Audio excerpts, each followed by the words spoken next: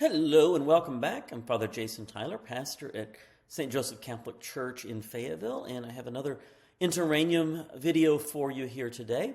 Today I want to talk again about the College of Cardinals. That was my topic last time. This is the second part of that topic because again, the College of Cardinals is the group that will be electing our Pope, and so it's good to know a little bit about the structure, the overall organization of the College of Cardinals and such. Again,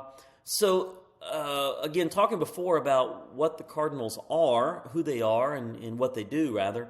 Mostly bishops. They govern the church during the Interregnum between popes. They elect a new pope. They serve as advisors to the pope. So now to talk a bit about some of the structure of the College of Cardinals. First of all, how many cardinals are there? And you'll hear some different numbers thrown around.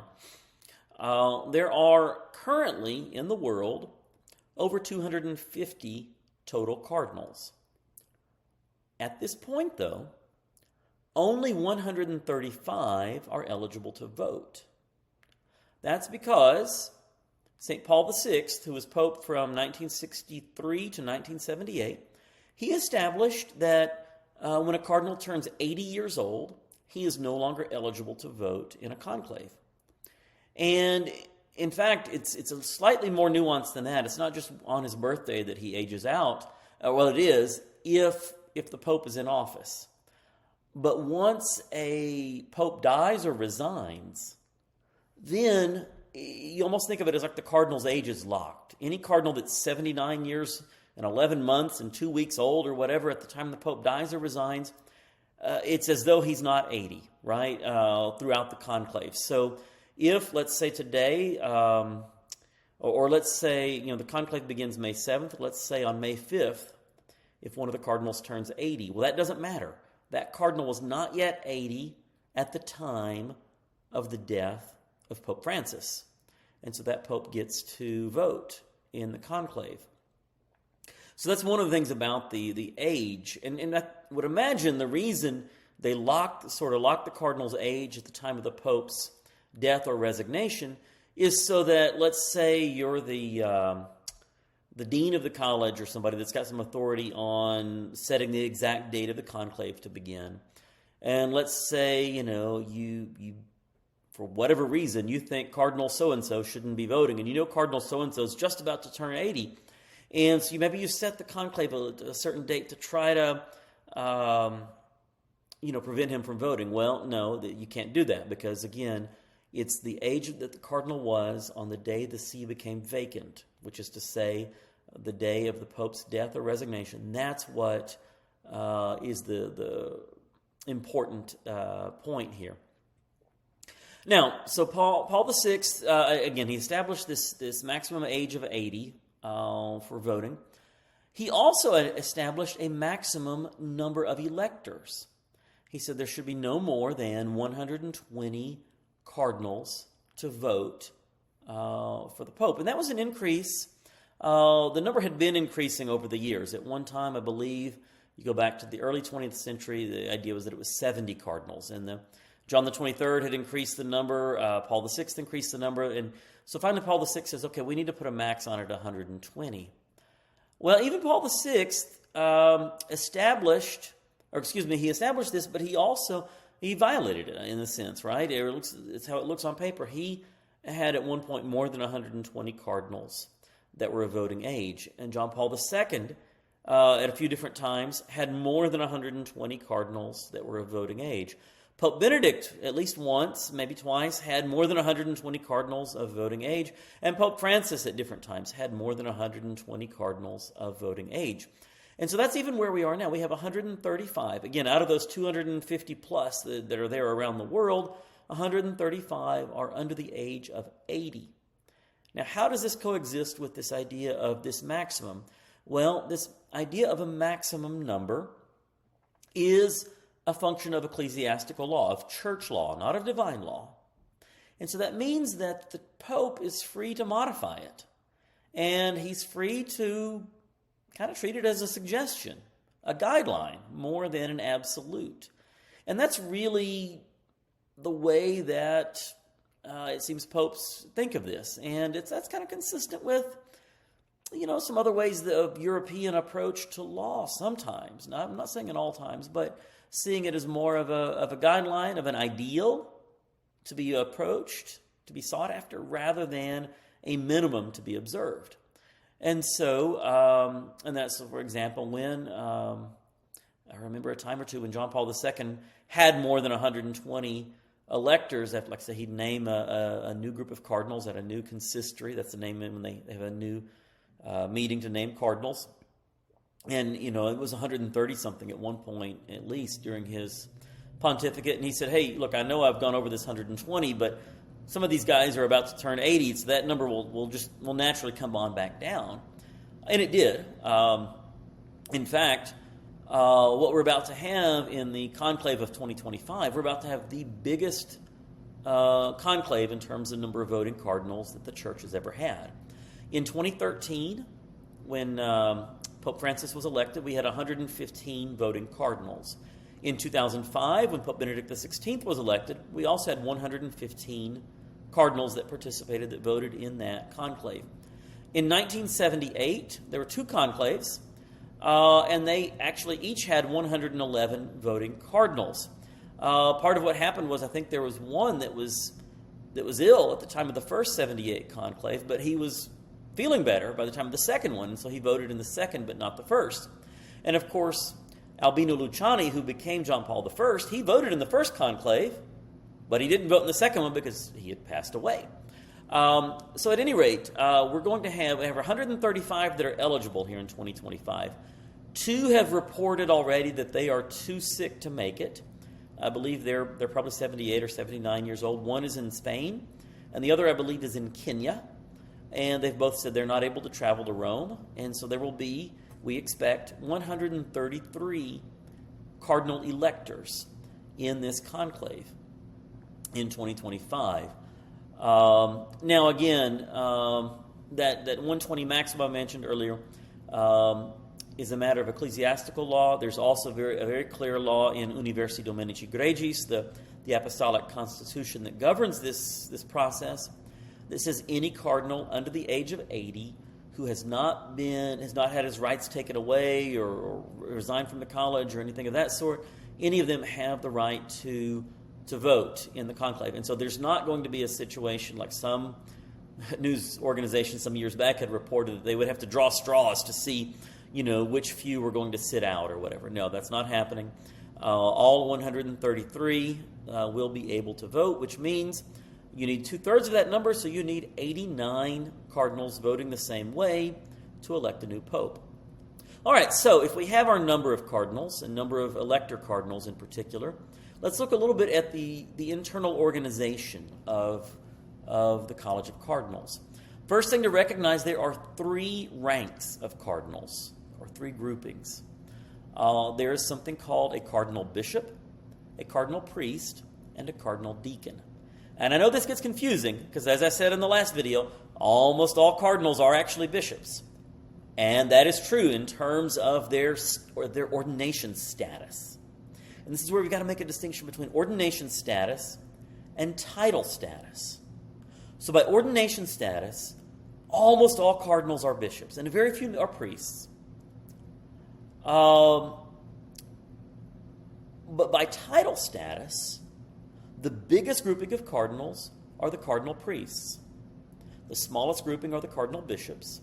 And then you'll have also cardinal deacons. Now, why do they name the 3 levels of cardinals, deacon, priest, and bishop?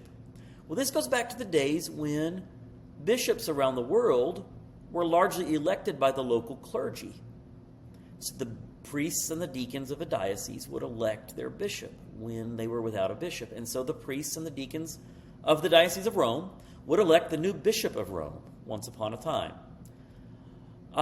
When we moved more to the practice of having cardinals, especially cardinals from around the world, do this election, the idea was that they were titular clergy of the Diocese of Rome. They were title clergy of the Diocese of Rome. And so, to be a title clergy or titular clergy of the Diocese of Rome, you fit into one of the three levels of clergy: deacon, priest, or bishop. Now, these three ranks have pretty small practical effect. Very, very little. I mean, they affect the order in which the cardinals will enter the procession as they walk, for example, into the Sistine Chapel. They will affect certain roles, such as the particular congregation. So you may remember in a video a little while back, I talked about the general congregations, the meeting of all the cardinals, and then these particular congregations where the Camerlengo is assisted by one cardinal bishop, one cardinal priest, and one cardinal deacon. And they rotate. They're drawn by lots, and they rotate every 3 days. And so, which slot you're in determines whether, which spot you might be on the particular congregation. And if you're a cardinal bishop, you're more likely to be involved in a particular congregation just because there are fewer of you. And so that's one very small practical effect of those. There are certain roles is also in the voting process. Once they get into the conclave, there are times there will be 3 cardinals that will be counting the ballots, and I believe they rotate as well. And I think that, that's one bishop, one priest, one deacon, again, for their title roles, not their ordination status, but their title status. There are also certain things that are assigned, if you will, to particular cardinals based on their status. So the senior cardinal deacon, sometimes referred to as the cardinal proto-deacon, and this means seniority in terms of who's been around the longest. So of all the cardinal deacons, which one has been a cardinal deacon the longest? That guy is the one that will be announcing Habemus Papam. We have a pope when the time comes. And I believe, I should have looked this up, and I'm sorry for not doing that beforehand, but I believe it's Cardinal Dominic Momberti is the cardinal proto-deacon or cardinal senior deacon at this point. So, here's a little trick. When the white smoke goes up, and 45 minutes to an hour later, or whenever time it is, somebody steps out on the balcony to announce it. If it's not Cardinal Momberti who's making that announcement, well, that means Cardinal Momberti is the one who got elected. Again, unless I'm remembering wrong on who that is, but I'd say I'm about 85% certain it's Cardinal Momberti is the cardinal proto-deacon, and so if he's not the one who makes that announcement, that it's because he's going to be walking up in the white cassock in a minute or two. When's the last time that happened? I have no idea. I didn't check that part to see, if that's something that's happened in recent history. I kind of think it has not, but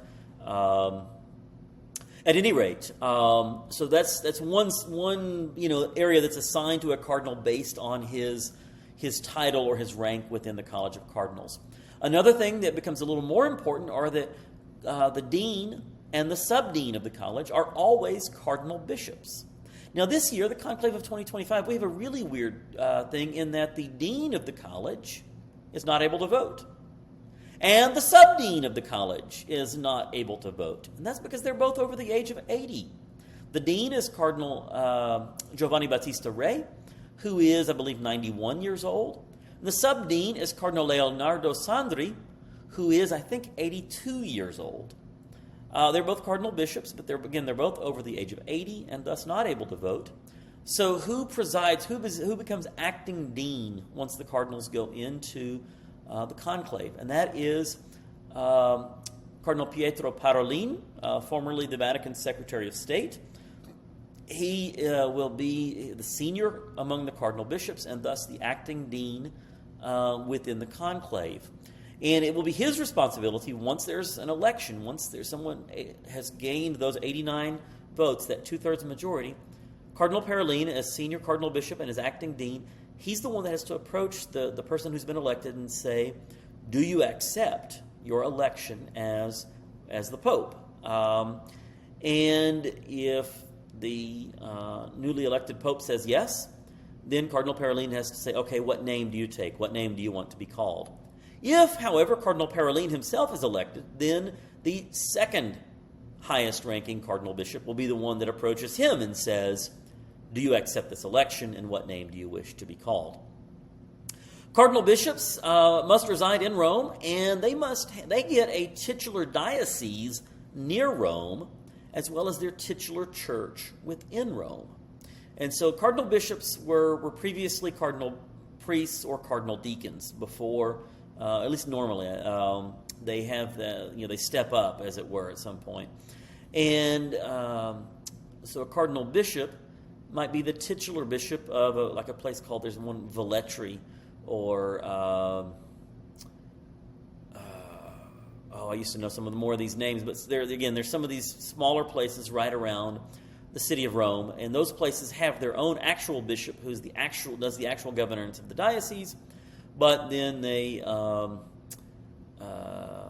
the titular cardinal bishops have a connection there in the same way that the cardinal priests and cardinal deacons have their connections with the individual churches within Rome. And there, so let's see here. That's the basic of the internal organization of the College of Cardinals. So when you hear these terms, cardinal bishop, cardinal priest, cardinal deacon, know that they're talking about title status rather than ordination status, and that those three levels have some very limited practical effects, but there are some ways that those come into play once the conclave gets started. And even a few things that are happening now during the this broader interregnum period. So, all right, well, thank you very much for watching. Looks like I've gone over my 15-minute limit, just like the Pope can go over his limit of 120 cardinals that are of voting age. I established my own 15-minute limit, so I can kind of go over that when I need to, as I have done now. And so I appreciate your patience and appreciate your watching. And I look forward to the next one as well. Again, love it when you can like and subscribe and share this. That lets other people know as well in case they are interested. And appreciate you watching. And as always, we continue in this great season. So I'm going to close this out saying, Happy Easter.